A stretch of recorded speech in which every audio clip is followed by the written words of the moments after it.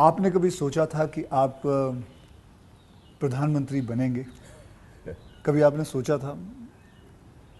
और सोचा भी था तो कौन से साल में, कौन सी उम्र में आपने सोचा था कि मैं इस देश को चलाना चाहूँगा? कभी ऐसा विचार नहीं आया। अच्छा। और सामान्य लोगों के मन में बात गले नहीं उतरती है। शायद जो बन जाते हैं सबके जीवन में ऐसा होगा।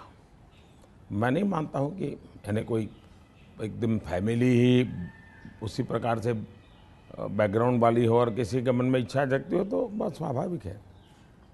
वरना मेरा जो फैमिली बैकग्राउंड है उसमें तो अगर मुझे कहीं अच्छी सी नौकरी की भी मिल गई होती तो शायद मेरी माँ अड़ोस पड़ोस के लोगों को गुड़ खिला देती कि चलो भाई बेटे को वहाँ नौकरी मिल गई।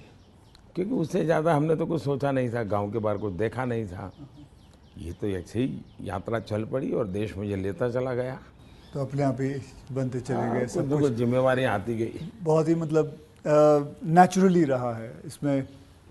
वैसे मुझे मेरी दृष्टि से, मेरे व्यक्तिगत जीवन की दृष्टि से अननेचुरल लग रहा है। ओके। क्योंकि मेरा बैकग्राउंड, मेरी दुनिया, आज की जो राजनीति का तौर तरीका उसमें ये सब बैठता ही नहीं है जी। मुझे भी आश्चर्य हो रहा है कि देश मुझे इतना प्यार कैसे करता है और इतना सारा क्यों मुझे देता रहता है।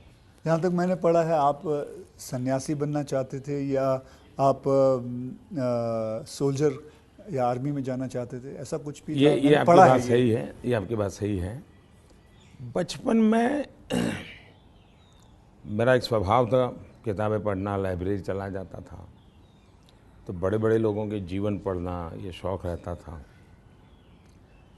कभी फौज वाले यूनिफॉर्म में निकलते थे तो मुझे बड़ा देखता था, कभी बच्चे की तरह खड़े होकर के सैल्यूट कर देता था, मन करता था कुछ न कुछ। इतने में 1962 का वॉर हो गया तो हमारे यहाँ से दूर एक मेहसाना स्टेशन है मेरे गांव से, तो वहाँ स्टेशन पे सब लोग जो फौज के लोग ट्रेनों में जाते थे उनका बड़ा सत्कार करते थे, चाय वगैरह। तो मैं भी चला जाता था, तो जाकर के मैं भी वो, तो मुझे बड़ा मज़ा आता था।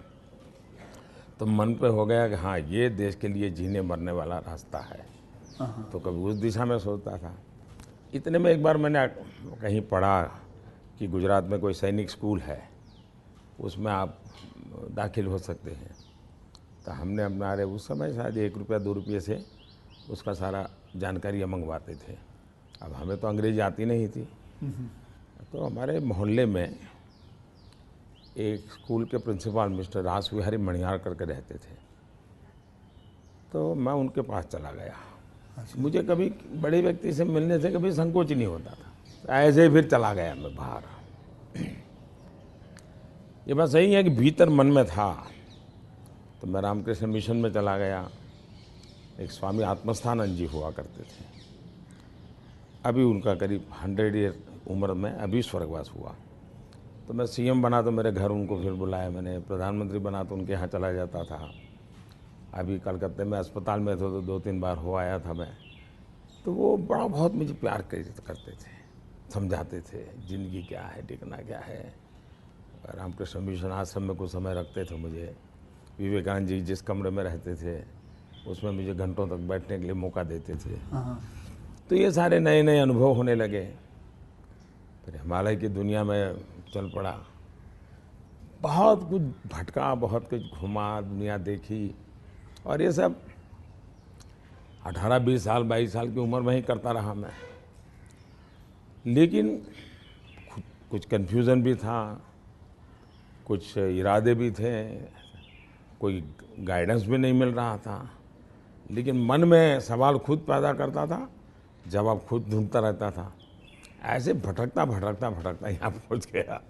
तो आपकी लाइफ को मैं अभी आपकी बात में सुन रहा हूँ तो मुझे लगता है अगर आप प्रधानमंत्री नहीं होते तो जिस हिसाब से आप बता रहे हो तो सन्यासी ज़्यादा लगते थे, मतलब सन्यासी बन जाते थे अगर आप। वैसे मैं क्या बनता ये कहना अभी कठिन लग रहा है, क्योंकि जो सोचा नहीं वो बन गया।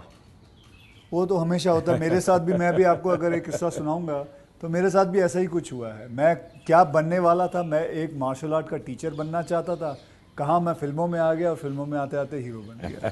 मैं आपसे क्या हमारे प्रधानमंत्री जी को मैं ये जानना चाहता हूँ, गुस्सा आता है? और मतलब क्योंकि देखिए सबको गुस्सा आता है, आई एम श्योर आपको भी गुस्सा आता है। अगर आता भी है तो उस गुस्से में आप क्या करते हो? वो गुस्सा निकालने के लिए किस पे निकालते हो और कैसे निकालते हो? मेरे लिए ये कभी कोई कहेगा कि मुझे गुस्सा नहीं आता है तो बहुत लोग को सरप्राइज होता है। आपको गुस्सा नहीं आता? मैं बताता हूँ, अच्छा। सरप्राइज होता है। इसलिए ये कहना कि राजी नाराजी गुस्सा ये मनुष्य के स्वभाव के हिस्से हैं। अच्छा। जिंदगी उसके बिना हो नहीं, हर प्रकार की चीज़ें हर के अंदर होती हैं। लेकिन जो मेरा 18-22 साल की ज़िंदगी का जो एक बड़ा तबका था, वहाँ जो मेरी ट्रेनिंग हुई उसमें ऐसी बातें थी जिन लोगों से सीखता था कि आपके जीवन में स्वभाव में ईश्वर ने सब दिया है। अब आपको तय करना है कि जो अच्छी चीज़ है उसको बल देते हुए कैसे बढ़ना। तो फिर ये चीज़ें हैं जो नेगेटिविटी लाती है वो रुकती है।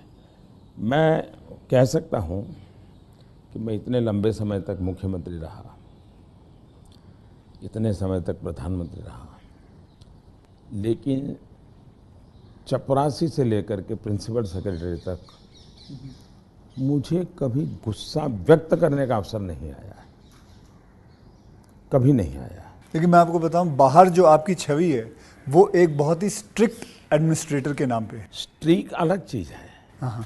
मैं स्ट्रिक हूँ, डिसिप्लिन हूँ, लेकिन मैं किसी को नीचा दिखा करके अपमानित करके काम नहीं करता। मैं उसको प्रेरित करता हूँ। कभी कोई चीज़ है तो मैं खुद हेल्पिंग हैंड के रूप में खड़ा हो जाता हूँ।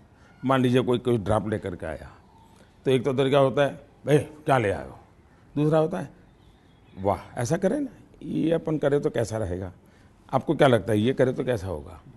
तो क्या होता है मेरी 10 मिनट पहले ही इन्वेस्ट हो जाती है, लेकिन वो मुझे समझ पाता है। तो अगली बार जब वो आता है तो मुझे मेरा समय ही नहीं जाता, वो मेरी कल्पना के अनुसार चीज़ लेकर के आ जाता है। तो एक प्रकार से मैं कोई लेके आता है तो उसमें से सीखता भी हूँ और सिखाता भी हूँ, और मैं अपनी टीम बनाता चल जाता हूँ। तो मेरे प्रेशर हैं, स्ट्रेस हैं, वो नीचे नीचे नीचे डिवाइड होते चले जाते हैं। तो मेरे पास कुछ बचता ही नहीं है। तो मतलब आपको इतना गुस्सा नहीं आता? मैं अंदर तो होता होगा, मैं व्यक्त तो करने से अपने आप को बहुत रोक लेते हो?